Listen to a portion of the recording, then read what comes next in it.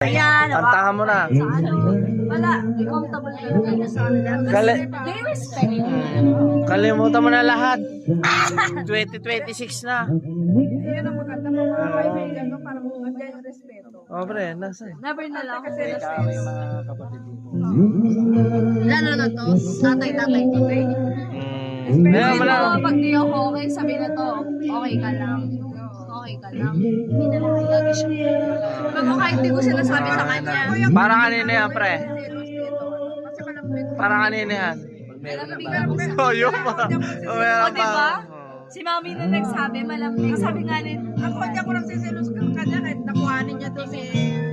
iyakan pa ako sa asawa niya, daddy. Depende siguro kung may gunya yung relasyon. Yun, nilabas. Napansin mo rin pala sa akin. Nilabas na ni tita. Ako hindi ako hindi ako... Mararamdaman mo naman yun. Yung parang patay na tayo. Mararamdaman mo naman yun.